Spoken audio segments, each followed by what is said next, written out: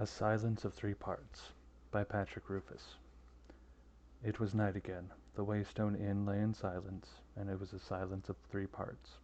The most obvious part was a hollow, echoing quiet, made by things that were lacking. If there had been a wind, it would have sighed through the trees, set the inn signs creaking on its hooks, and brushed the silence down the road like the trailing autumn leaves. If there had been a crowd, even a handful of men inside the inn, they would have filled the silence with conversation and laughter, the clatter and clamor one expects from a drinking house during the dark hours of the night. If there had been music, but no, of course there was no music. In fact, there were none of these things, and so the silence remained. Inside the Waystone, a pair of men huddled at one corner of the bar. They drank with quiet determination, avoiding serious discussions of troubling news. In doing this, they added a small, sullen silence to the larger one.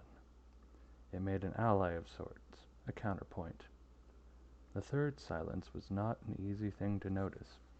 If you listened for an hour, you might begin to feel it in the wooden floor underfoot, in the rough, splintering boards behind the bar.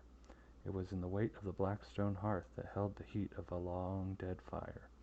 It was in the slow back and forth of a white linen cloth rubbed along the grain of the bar, and it was in the hands of the man who stood there polishing a stretch of mahogany that already gleamed in the lamplight. The man had true red hair, red as flame.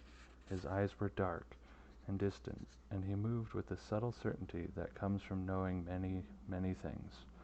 The Waystone was his, just as the third silence was his.